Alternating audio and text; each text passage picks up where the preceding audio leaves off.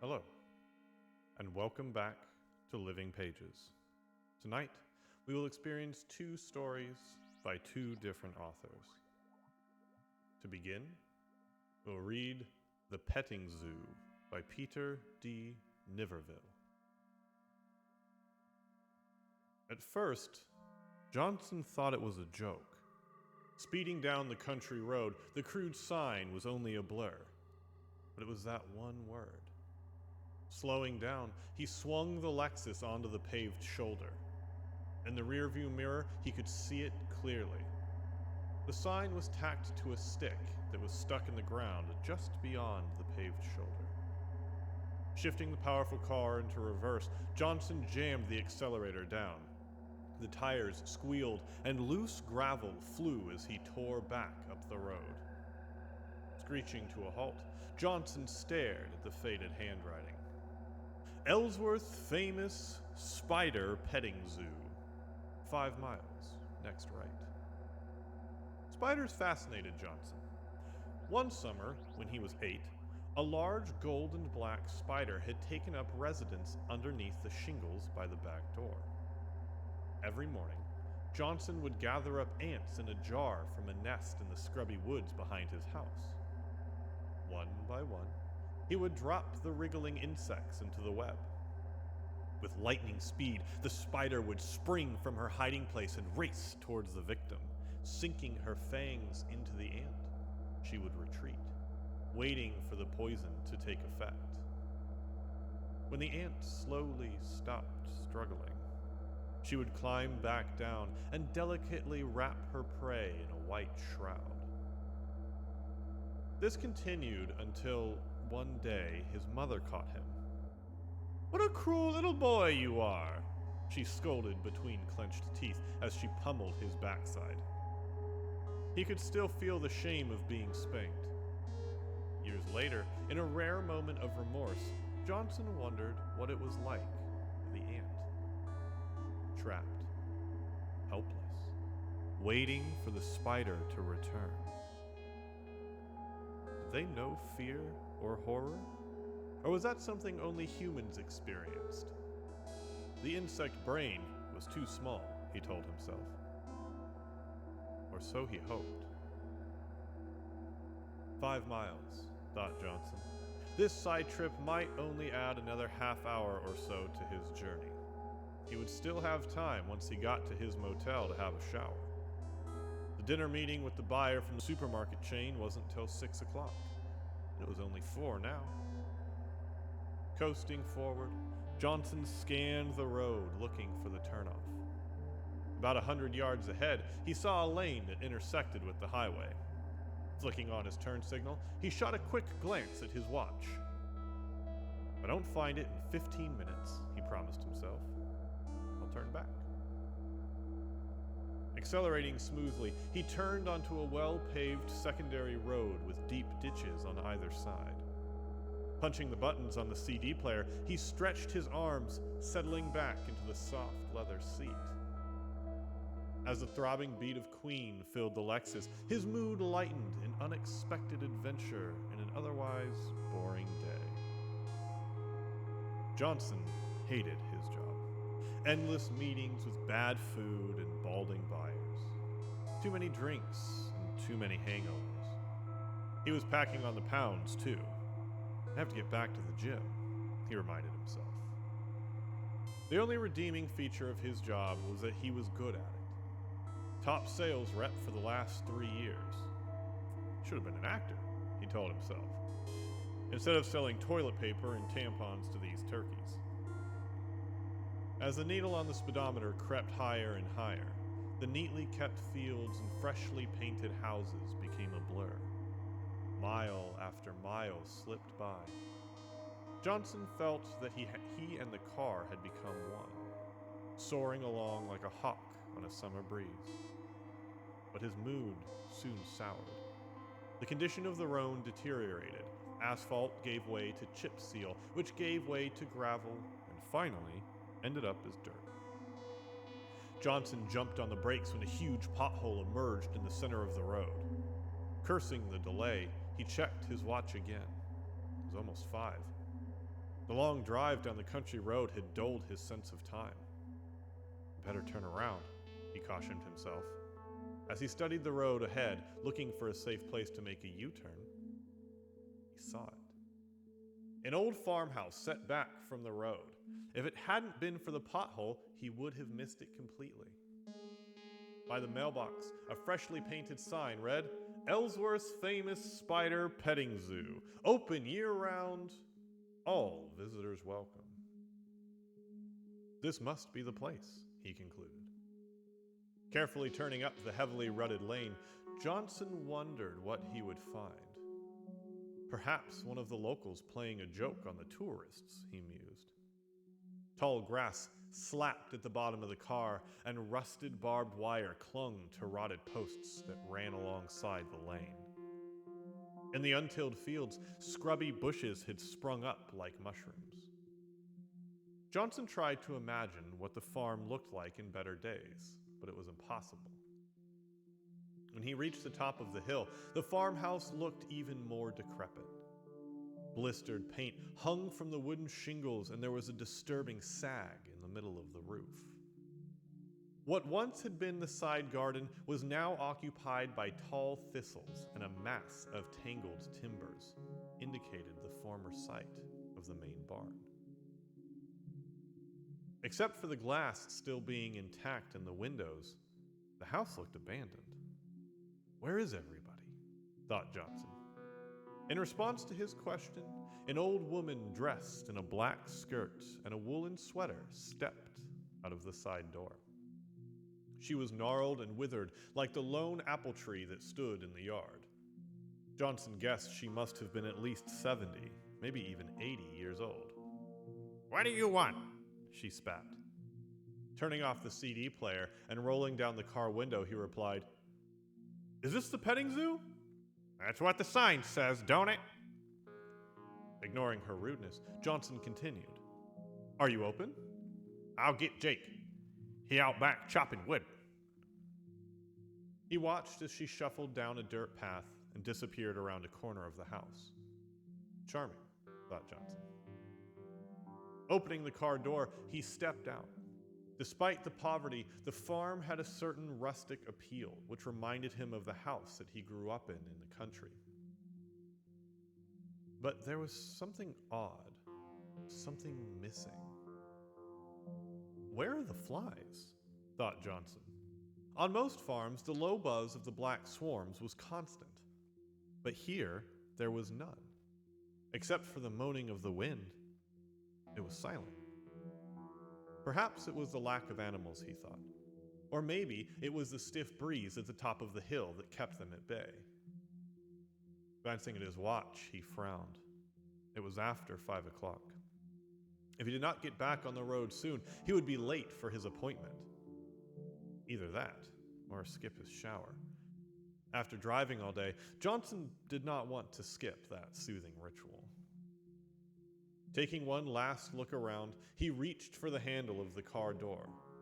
Just then, the old woman reappeared, and behind her, an even more wizened-up old man wearing faded blue overalls and a nicotine-stained undershirt.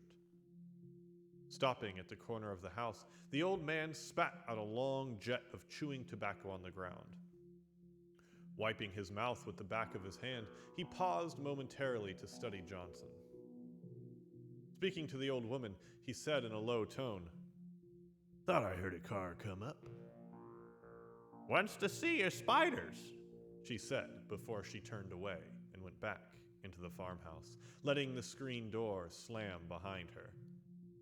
"You want to see my spiders, young fella?" "Sure, if you're open. How much?" Looking over the Lexus, he scratched his ruddy face and said, $50. 50? That's ridiculous. Shrugging his shoulders, the old man said, "Take it or leave it. I've got work to do." Then he spat out another long jet of chewing tobacco and turned to go. Can't leave now after coming all this way, thought Johnson. Taking another quick glance at his watch, he said irritably, all right, but this better be good." The old man smirked and licked his lips as Johnson whipped out a crisp $50 bill from his wallet. Johnson did not like the old man's greedy look and hastily shoved his wallet back into his pants pocket. "Thanks," said the old man sarcastically, snatching the bill from Johnson's hand. Looking it over carefully, he folded it up neatly, stuck it in his pocket, and said, "Follow me." The old man led Johnson down an overgrown path to a shed at the back of the farmhouse. Inside, the dim glow of fluorescent tubes highlighted the dozen plywood shelves that ran along the walls. In contrast to the rest of the farm, the shed was neat, almost antiseptic in appearance. Sitting on each shelf was a glass terrarium filled with twigs and rocks. In the case closest to Johnson, a small garden spider was spinning a web in the corner. "That's an orb spider," said the old man. "I know," said Johnson, annoyed by the interruption. "You know spiders?" "A bit," replied Johnson. "I used to study them when I was a kid." "I bet you're the type that like to feed 'em, eh? Catch bugs, drop 'em in, see what happens. Fun, ain't it?" Suddenly, Johnson was uncomfortable. How did he guess my secret? He wondered. Johnson felt the warm rush of blood to his neck and ears as he started to blush. "No need to be ashamed, young fella. All kids do it. It's natural." Trying to change the topic, Johnson asked, "You been at this long? Keeping spiders?" "Yeah, I've been at it a while. Most folks are scared of spiders. Not me. Me and spiders get along real good." Johnson turned back to watch a large black spider in another case sucking up the half-digested slurry of its latest victim. Trying to be polite, Johnson asked, "Bet you don't get many visitors here, being so far from the highway." "Don't need 'em," said the old man. "This is just a sideline." Pausing for effect, he added, "I breed 'em." Johnson looked puzzled. "For the college," explained the old man. "They use 'em for research." "Does it pay well?" "Good enough." They don't know squat about spiders," said the old man, spitting on the floor. Johnson looked down and saw that a streak of the sticky black tobacco had splashed on his shoes. "I've been doing research of my own," said the old man proudly. "Spiders are just like any other critter. Cows, horses, dogs, they're all the same. Breed the best, with the best, and you get the best. Or the old man's voice trailed off as he started to laugh. There was something about his tone that made Johnson uneasy. "You want to see my prize winner?" Johnson looked around. "Oh, she ain't here. I keep her in the barn. She kind of makes these critters nervous. I can't say I blames them. Want to see her?" The way the old man said it, the question sounded more like a challenge. Johnson hesitated. He wanted to say no, but he could not let the old man see he was afraid. "Sure," answered Johnson. What could it be, he asked himself. A tarantula? With the old man in front, they went down a lesser-used path to a small barn behind a stand of trees that made it invisible from the farmhouse. A shiny new lock on a rusted hasp yielded to the old man's key. "I don't like kids messing with my stuff." The ancient wooden door swung open. Inside, it was pitch black. Johnson hesitated. What was it that made him apprehensive? His mouth felt dry and he tried to swallow. "Go on in," taunted the old man as he shoved Johnson through the door. Stumbling on the raised sill, Johnson fell to one knee, ripping his pants. "Damn it," he cursed. There's a light switch ahead of you, the old man reassured him. Just pull the string. The stench of moldy hay made Johnson gag. Where is it? The spider, he called out. She's in the back. You can't miss her. Where's the light? Right in front of you. Can't you see it? Mocked the old man. Johnson stretched out his hand. At first, he could not feel anything. Then, slowly groping the air, he caught hold of it. Johnson's heart leapt in relief. But there was something strange. The line didn't feel like string. It was sticky, like a... Pulling the line, Johnson knew he had made a mistake. Something rustled in the rafters above him, and bits of straw floated down. Johnson bolted for the opening. Enjoy yourself, cackled the old man as he slammed the door and locked it.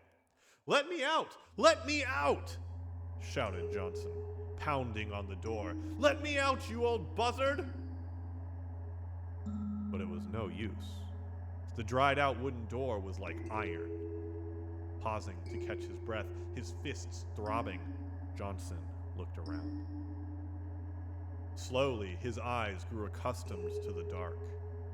What appeared to be a black chasm was, in fact, the side entrance to the barn. There must be another way out, he thought. But where? In the gloom, he could see that beyond the entryway there was a large open space. And beyond that, a boarded-up window through which thin shafts of light streamed. Great! All I have to do is cross the barn, pull off one or two of those boards, and climb out, thought Johnson. Then I'll show that old man. $50. He'll wish I never stopped by. Then he heard another rustle overhead, and more straw floated down. Who is it? Who's there? He called out. I'll bet that's that old man, thought Johnson. He thinks he's going to scare me. Sure, you just keep that up, old man, Johnson called out again. Let's see how much laughing you do when I bash your face in. But first, I've got to get to that window. Be careful, he cautioned himself. This barn must be full of junk. Don't want to fall down and get hurt. Despite the heat in the barn, he shivered. Licking the sweat off his upper lip, Johnson slowly picked his way across the wooden planked barn floor, being careful not to trip. Shadows of old machinery and tools loomed around him. A leather harness that hung from the wall looked like a hangman's noose. There was a peculiar smell, too. It reminded him of a package of chicken that he once left in the trunk of his car on a hot summer day. It was the sickly, sweet scent of rotting meat. Oh, gross, muttered Johnson. There's a dead animal in here. In less than a minute, he had crossed the barn and was standing in front of the boarded-up window. Blocking his exit were 3 boards nailed haphazardly into the frame. Either the old man was too weak or too lazy to drive them all the way in, concluded Johnson. I can probably pull them off with my bare hands. He smiled triumphantly. The first board was half rotted and fell apart in his hands. Light streamed in as it came away from the frame. Then he shifted his attention to the second one, the board in the middle. If he could get this one off, he could easily climb out. This board wouldn't be so easy. It was like the old door of the barn, dried out and tough as steel. Gripping the board with both hands, he began pulling. The nails squealed in protest, and the board started to move. Only a little bit further, grunted Johnson. The thought of throttling the old man excited him. Just a bit further, another half inch. He could almost feel his fingers closing around the old man's scrawny neck, the eyes bulging, the tongue sticking out. Another half inch. Then it stopped. Desperately, Johnson yanked at the board, but it was no use. It would not yield. I need more leverage, he said to himself. Balancing on one foot, he braced his other against the window frame and started pulling again. The muscles in his forearms and back bulged as he strained against the board. Sweat rolled down his forehead and into his eyes. "Come on," he pleaded with the wood. "Come on." In his frustration, Johnson did not hear the soft tap, tap, tap on the floor behind him. Tap, tap, tap. Like a blind man with his cane. Tap, tap, tap. Then it was too late. It struck. The force of the attack rammed him face first against the wall, knocking the wind out of him. Warm blood trickled from his nose and ran down his cheek. What was that? Turning slowly, he could see in the light from the window his attacker. It was crouched inside an empty stall along the opposite wall, the legs tensed, ready to spring. It was a spider. No doubt one of the old man's experiments, but this was no ordinary spider. It was huge, about the size of a pit bull, with legs that extended out 3 or 4 feet on either side. Its eyes stared coldly at him. Johnson did a quick tally of his injuries. Except for his bloody nose, he was unharmed. Perhaps the large size of the creature made it difficult for it to mount an attack, he conjectured. Possibly, it did not even recognize him as prey. Spiders normally eat moths and insects, he reminded himself, not human beings. When he was a kid, Johnson liked to throw twigs into a web just to see the spider's reaction. Invariably, after pouncing on the object, the spider would pluck it out of the web, turn it over, and drop it to the ground. Johnson hoped this spider would show the same lack of interest. From its vantage point at the other end of the barn, the creature seemed puzzled, unsure of itself. Spiders are cautious, he told himself. It's waiting for me to make the next move. Although every fiber in his body screamed, "Run!" his brain told him, "Stay still." The spider was too big and too fast to outrun. "I need a weapon," he told himself. Quickly looking about, he saw the rotten board on the window lying at his feet. It was about 2 feet long with a jagged point at one end. It'll have to do. Slowly, he bent down to pick it up. The spider crouched low, like a sprinter, ready to strike again. Johnson froze, his fingers only inches from the board. "Easy, girl, easy," he whispered softly. The spider relaxed, but not completely. Deliberately, it began to move forward. Tap, tap, tap. Johnson was amazed by the creature's grace, like a ballerina tiptoeing in from the darkened wings of a theater. It was a marvel of beauty and design. The body, covered with fine gray hair, had the look of velvet, while the 8 legs that extended from the thorax provided speed and balance. As it approached Johnson, the spider carefully extended one foreleg towards him. Johnson quickly knocked it away with his hand. The creature stopped and cocked its plate-sized head to one side. The 8 eyes looked like black fists. Then the leg came forward. At the tip, Johnson could see the spike-like claw for catching prey. It touched his left shoulder. Through his jacket, he could feel the sharp point digging into his skin. Johnson winced and stepped backwards into the wall. But there was no place to go. Slowly, the other foreleg came forward. Johnson recoiled, trying to ward off the attack with his free arm, but the creature was too strong. It brushed his arm aside as if it was a piece of lint, and planted a second claw into his other shoulder. Johnson cried out, "Help! Help!" Then the spider reared up on its hind legs, forcing Johnson to his knees. For a brief moment, he and the creature looked into each other's eyes. It was almost like love.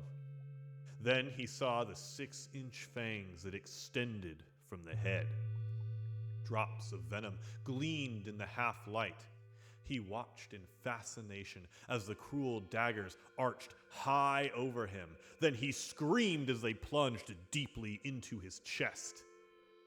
Instantly, white-hot pain ripped through his body. Then it was gone. The spider had retreated back to the stall. Johnson knew that he only had a minute or two before the poison paralyzed him. "This is it," he said to himself, "my only chance." Ignoring his wounds, Johnson turned back to the window, grabbing at the board. He yanked and pulled to no avail. Already the venom was having its effect. His hands were numb, and his arms felt like lead. Gasping for air, he threw himself at the boards again and again, but it was no use. He was beaten. Great sobs shook his body as he slumped to the floor. "This can't be happening," he protested. "It's ridiculous." Looking back at the spider, he could see that it still had not moved. "What is she waiting for?" he wondered. "Why doesn't she finish me off?" He soon had his answer.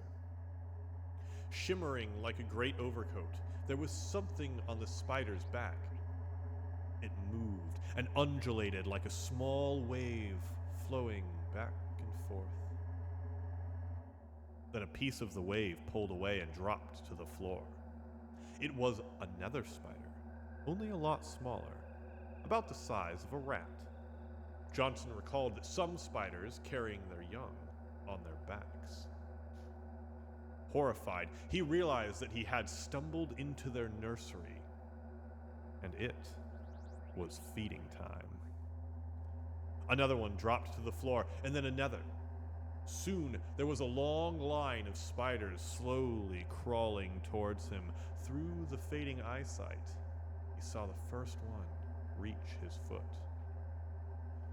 Tentatively, its foreleg probed the air until it found his leg and patted it. It was light and delicate, like the touch of a child. Johnson opened his mouth to scream, but no sound came. The last thing Johnson saw before he lost consciousness was a spider tearing a piece of flesh from the back of his hand. Back at the farmhouse, the old man picked up the whiskey bottle from the kitchen table and poured himself another drink and plopped down on the ancient lazy boy recliner. "How long it take, Jake?" asked the old woman. "Not long," he grunted. "They ain't it since Sunday. Get a better sign, attract more folks." The sign's okay. Anyway, we don't need a crowd," said the old man, taking a long, hard swallow. "What are you going to do with his car?" she asked, standing at the window admiring the now ownerless Lexus. "I hear young Dugall needs one for running moonshine. Willing to pay a good price, too," said the old man. "Won't he ask questions?"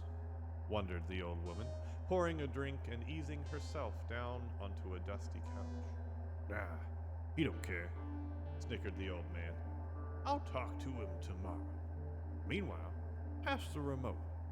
Let's see what's on TV."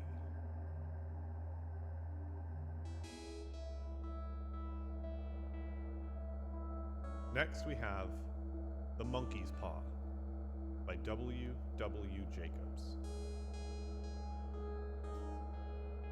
Without, the night was cold and wet, but in the small parlor of Laburnam Villa, the blinds were drawn and the fire burned brightly.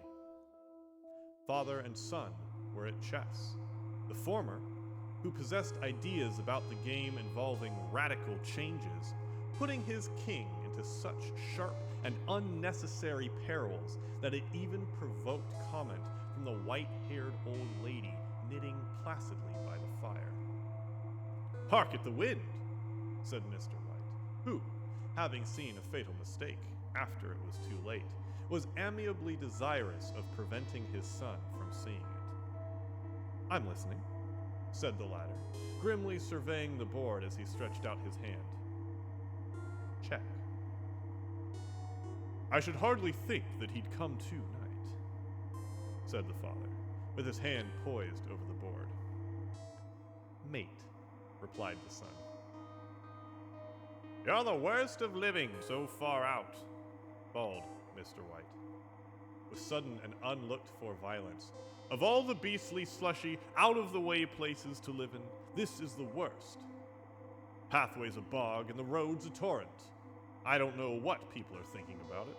I suppose because only 2 houses on the road are let, they think it doesn't matter." "Never mind, dear," said his wife soothingly. "Perhaps you'll win the next one." Mr. White looked up sharply, just in time to intercept a knowing glance between mother and son. The words died away on his lips, and he hid a guilty grin in his thin gray beard.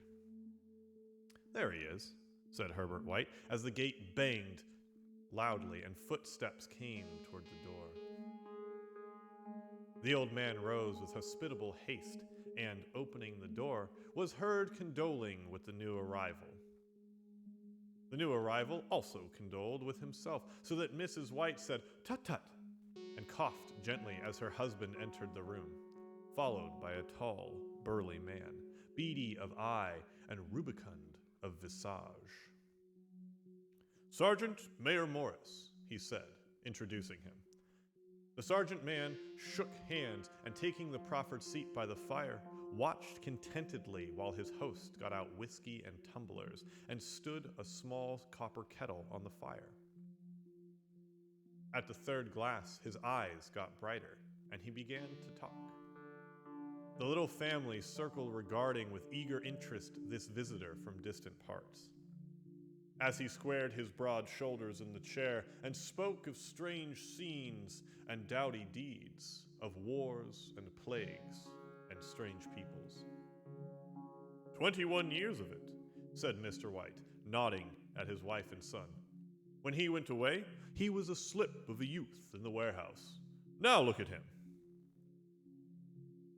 "You don't look to have taken much harm," said Mrs. White politely. "I like to go to India myself," said the old man. "Just to look round a bit, you know." "Better where you are," said the sergeant major, shaking his head. He put down the empty glass and, sighing softly, shook it again.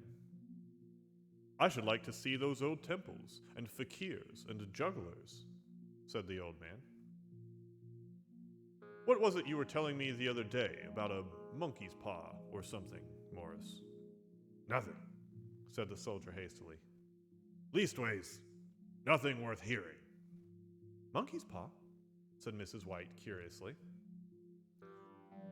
"Well, it's just a bit of what you might call magic, perhaps," said the sergeant major offhandedly. His 3 listeners leaned forward eagerly. The visitor absent-mindedly put his empty glass to his lips and then set it down again. His host filled it for him. "To look at," said the sergeant major, fumbling in his pocket, "it's just an ordinary little paw dried to a mummy." He took something out of his pocket and proffered it. Mrs. White drew back with a grimace, but her son, taking it, examined it curiously.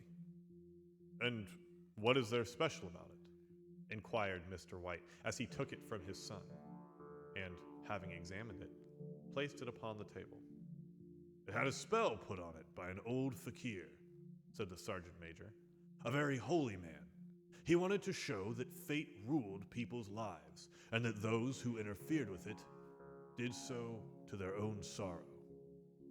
He put a spell on it so that 3 separate men could each have 3 wishes from it."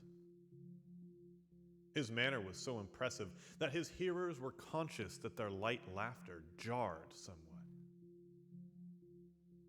"Well, why don't you have 3, sir?" said Herbert White cleverly. The soldier regarded him in the way that middle age is wont to regard presumptuous youth. "I have," he said quietly, and his blotchy face whitened. "And what, did you really have the 3 wishes granted?" asked Mrs. White. "I did," said the sergeant major, and his glass tapped against his strong teeth. "And has anybody else wished?" inquired the old lady. "The first man had his 3 wishes, yes," was the reply. "I don't know what the first 2 were, but the third was for death. That's how I got the paw." His tones were so grave that a hush fell upon the group. "If you've had your 3 wishes, it's no good to you now, Mr. Morris," said the old man at last. "What do you keep it for?" The soldier shook his head. "Fancy, I suppose," he said slowly. "If you could have another 3 wishes," said the old man, eyeing him keenly, "would you have them?" "I don't know," said the other. "I don't know." He took the paw, and dangling it between his front finger and thumb, suddenly threw it upon the fire. White, with a slight cry, stooped down and snatched it off. "Better let it burn," said the soldier solemnly. "If you don't want it," said the old man, "give it to me." "I won't," said his friend doggedly. "I threw it on the fire. If you keep it, don't blame me for what happens. Pitch it on the fire again, like a sensible man." The other shook his head and examined his new possession closely. "How do you do it?" he inquired. "Hold it up in your right hand and wish aloud," said the sergeant major. "But I warn you of the consequences." "Sounds like the Arabian Nights," said Mrs. White as she rose and began to set the supper. "Don't you think you might wish for 4 pairs of hands for me?" Her husband drew the talisman from his pocket, and then all 3 burst into laughter as the sergeant major, with a look of alarm on his face, caught him by the arm. "If you must wish," he said gruffly, "wish for something sensible." Mr. White dropped it back into his pocket, and placing chairs, motioned his friend to the table. In the business of supper, the talisman was partly forgotten, and afterward the 3 sat listening in an enthralled fashion to a second installment of the soldier's adventures in India. "If the tale about the monkey's paw is not more truthful than those he has been telling us," said Herbert, as the door closed behind their guest, just in time for him to catch the last train, "we shan't make much out of it." "Did you give him anything for it, Father?" inquired Mrs. White, regarding her husband closely. "A trifle," said he, coloring slightly. "He didn't want it, but I made him take it, and he pressed me again to throw it away." "Likely," said Herbert, with pretended horror. "Why, we're going to be rich and famous and happy. Wish to be an emperor, Father, to begin with, then you can't be henpecked." He darted round the table, pursued by the maligned Mrs. White, armed with an anti-mascar. Mr. White took the paw from his pocket and eyed it dubiously. "I don't know what to wish for, and that's a fact," he said slowly. "It seems to me I've got all I want." "If you only cleared the house, you'd be quite happy, wouldn't you?" said Herbert, with his hand on his shoulder. "Well, wish for 200 pounds. Then that'll just do it." His father, smiling shamefacedly at his own credulity, held up the talisman at his son, with a solemn face somewhat marred by a wink at his mother. sat down at the piano, and struck a few impressive chords. "I wish for 200 pounds, said the old man distinctly. A fine crash from the piano greeted the words, interrupted by a shuddering cry from the old man. His wife and son ran toward him. "It moved!" he cried, with a glance of disgust at the object as it lay on the floor. "As I wished, it twisted in my hand like a snake." "Well, I don't see the money," said his son as he picked it up and placed it on the table. "And I bet I never shall." "It must have been your fancy, father," said his wife, regarding him anxiously. He shook his head. "Never mind, though. There's no harm done, but it gave me a shock, all the same." They sat down by the fire again while the two men finished their pipes.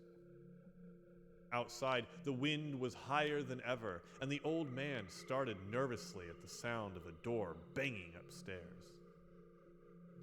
A silence, unusual and depressing, settled upon all three, which lasted until the old couple rose to retire for the night. "I expect you'll find the cash tied up in a big bag in the middle of your bed," said Herbert as he bade them good night, "and something horrible squatting on top of the wardrobe, watching you as you pocket your ill-gotten gains." He sat alone in the darkness, gazing at the dying fire and seeing faces in it. The last face was so horrible and so simian that he gazed at it in amazement. It got so vivid that, with a little uneasy laugh, he felt on the table for a glass containing a little water to throw over it. His hand grasped the monkey's paw, and with a little shiver he wiped his hand on his coat and went up to bed.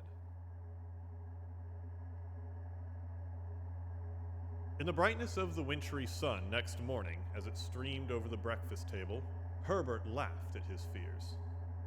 There was an air of prosaic wholesomeness about the room which it had lacked on the previous night, and the dirty, shriveled little paw was pitched on the sideboard with a carelessness which betokened no great belief in its virtues. "I suppose all soldiers are the same," said Mrs. White. "The idea of our listening to such nonsense! How could wishes be granted in these days? And if they could, how could 200 pounds hurt you, father?" "Might drop on his head from the sky," said the frivolous Herbert. "Morris said the things happened so naturally," said his father, "that if you wished, attribute it to coincidence." "Well, don't break into the money before I come back," said Herbert as he rose from the table. "I'm afraid it'll turn you into a mean, avaricious man, and we shall have to disown you." His mother laughed, and following him to the door, watched him down the road, and returning to the breakfast table, was very happy at the expense of her husband's credulity. All of which did not prevent her from scurrying to the door at the postman's knock, nor prevent her from referring somewhat shortly to retired sergeant majors of bibulous habits when she found at the post brought a tailor's bill. "Herbert will have some more of his funny remarks, I expect, when he comes home," she said as they sat at dinner. "I dare say," said Mrs. White, pouring herself out some beer. "But for all that, the thing moved in your hand. I'm sure you'll swear to it." "I thought it did," said the old man soothingly. "I say it did," replied the other. "There was no thought about it. I had just... What's the matter?" His wife made no reply. She was watching the mysterious movements of a man outside, who, peering in an undecided fashion at the house, appeared to be trying to make up his mind to enter. In mental connection with the 200 pounds, she noticed that the stranger was well dressed and wore a silk hat of glossy newness.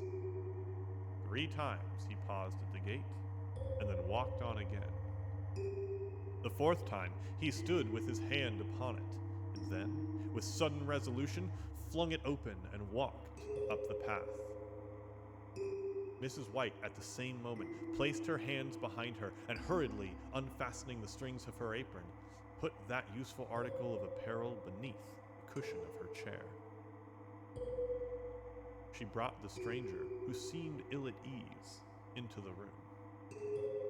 He gazed at her furtively and listened in a preoccupied fashion as the old lady apologized for the appearance of the room and her husband's coat, a garment which he usually reserved for the garden. She then waited as patiently as her sex would permit for him to broach his business, but he was at first strangely silent. "I was asked to call," he said at last, and stooped and picked a piece of cotton from his trousers. "I come from Ma and Megan's." The old lady started. "Is anything the matter?" she asked breathlessly. "Has anything happened to Herbert? What is it? What is it?" Her husband interposed. There, mother," he said hastily. "Sit down and don't jump to conclusions. You've not brought bad news, I'm sure, sir." And he eyed the other wistfully. "I'm sorry," began the visitor. "Is he hurt?" demanded the mother. The visitor bowed in assent. "Badly hurt," he said quietly, "but he is not in any pain." "Oh, thank God," said the old woman, clasping her hands. "Thank God for that. Thank—" She broke off suddenly as the sinister meaning of the assurance dawned upon her, and she saw the awful confirmation of her fears in the other's averted face. She caught her breath, and turning to her slower-witted husband, laid her trembling old hand upon his. There was a long silence. "He was caught in the machinery," said the visitor at length in a low voice. "Caught in the machinery," repeated Mrs. White in a dazed fashion. "Yes." He sat staring blankly out at the window, and taking his wife's hand between his own, pressed it as he had been wont to do in their old courting days, nearly 40 years before. "He was the only one left to us," he said, turning gently to the visitor. "It is hard." The other coughed, and rising, walked slowly to the window. "The firm wished me to convey their sincere sympathy with you in your great loss," he said, without looking around. "I beg that you will understand I am only their servant and merely obeying orders." There was no reply. The old woman's face was white, her eyes staring, and her breath inaudible. On the husband's face was a look such as his friend the sergeant might have carried into his first action. "I was to say that Ma and Megan's disclaim all responsibility," continued the other. "They admit no liability at all, but in consideration of your son's services, they wish to present you with a certain sum as compensation." Mr. White dropped his wife's hand, and rising to his feet, gazed with a look of horror at the visitor. His dry lips shaped the words. "How much?" £200 was the answer. Unconscious of his wife's shriek, the old man smiled faintly, put out his hands like a sightless man, and dropped a senseless heap to the floor.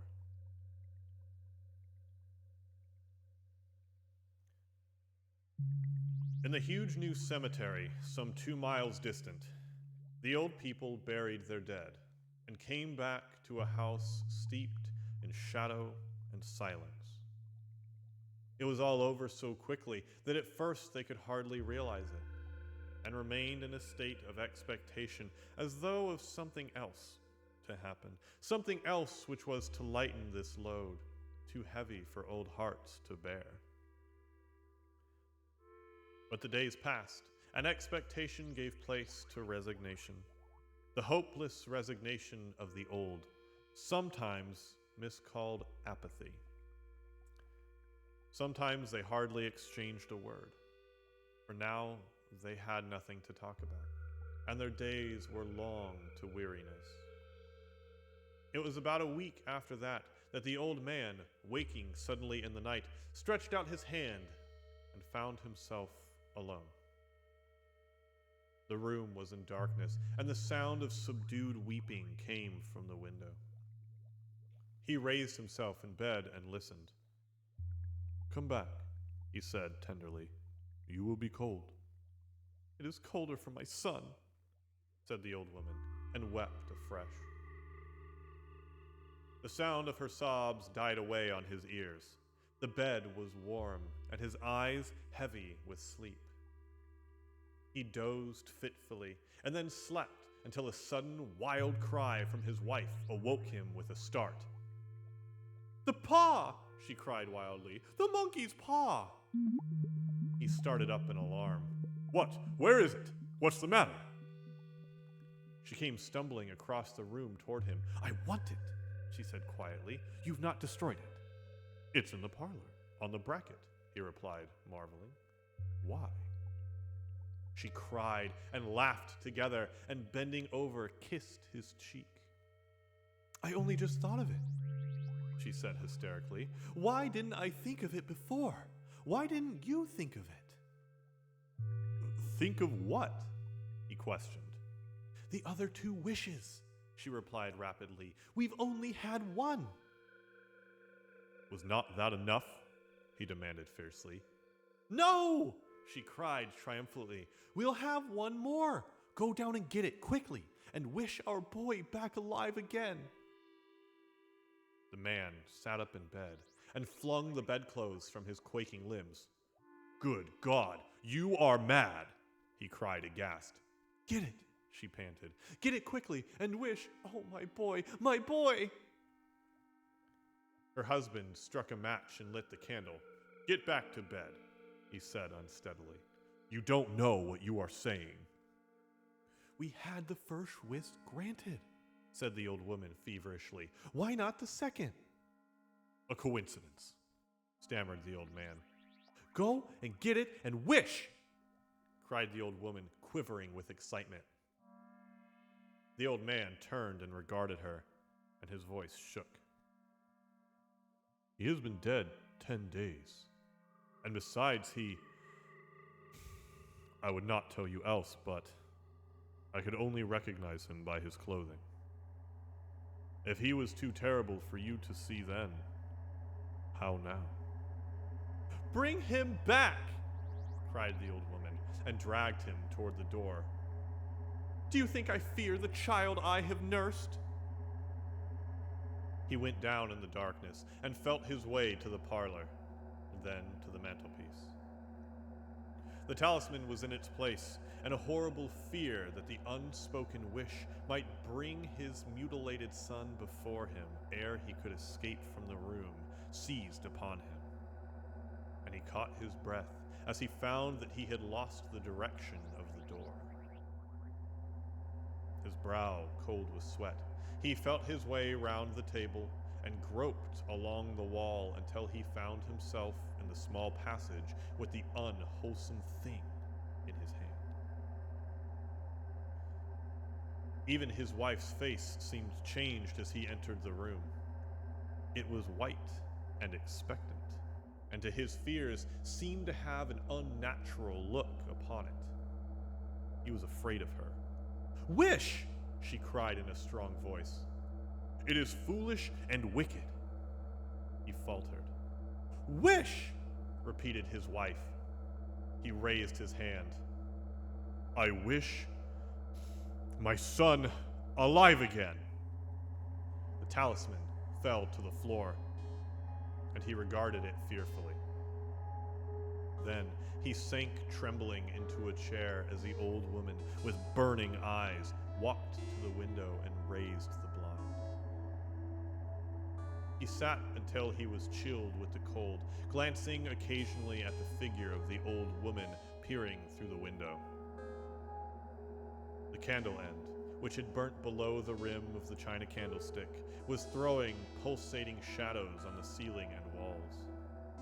Until, with a flicker larger than the rest, it expired. The old man, with an unspeakable sense of relief at the failure of the talisman, crept back to bed. And a minute or two afterward, the old woman came silently and apathetically beside him. Neither spoke, but both lay silently listening to the ticking of the clock. A stair creaked, and a squeaky mouse scurried noisily through the hall. The darkness was oppressive, and after lying for some time, screwing up his courage, the husband took the box of matches and, striking one, went downstairs for a candle. At the foot of the stairs, the match went out, and he paused to strike another, and at the same moment, a knock, so quiet and stealthy as to be scarcely audible, sounded on the front door. The matches fell from his hand. He stood, motionless, his breath suspended until the knock was repeated. Then he turned and fled swiftly back to his room and closed the door behind him. A third knock sounded through the house. "What's that?" cried the old woman, starting up.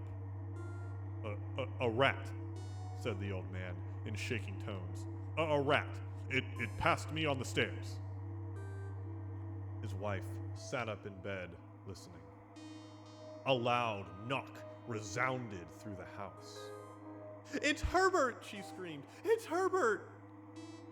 She ran to the door, but her husband was before her, and catching her by the arm, held her tightly. "What are you going to do?" he whispered hoarsely. "It's my boy! It's Herbert!" she cried, struggling mechanically. "I forgot. It was 2 miles away. What are you holding me for? Let go! I must open the door!" "For God's sake, don't let it in," cried the old man, trembling. "You're afraid of your own son," she cried, struggling. "Let me go! I'm coming, Herbert! I'm coming!" There was another knock, and another. The old woman, with a sudden wrench, broke free and ran from the room. Her husband followed to the landing and called after her appealingly as she hurried downstairs. He heard the chain rattle back, and the bottom bolt drawn slowly and stiffly from the socket. Then the woman's voice, strained and panting. "The bolt!" she cried loudly. "Come down! I can't reach it!" But her husband was on his hands and knees, groping wildly on the floor in search of the paw. If he could only find it before the thing outside got in. A perfect fusillade of knocks reverberated through the house, and he heard the scraping of a chair as his wife put it down in the passage against the door. He heard the creaking of the bolt as it came slowly back, and at the same moment, he found the monkey's paw and frantically breathed his third and last wish. The knocking ceased suddenly, although the echoes of it were still in the house. He heard the chair drawn back and the door opened. A cold wind rushed up the staircase, and a long, loud wail of disappointment and misery from his wife gave him courage to run down to her, and then to the gate beyond. The street lamp, flickering opposite, shone on a quiet and deserted road.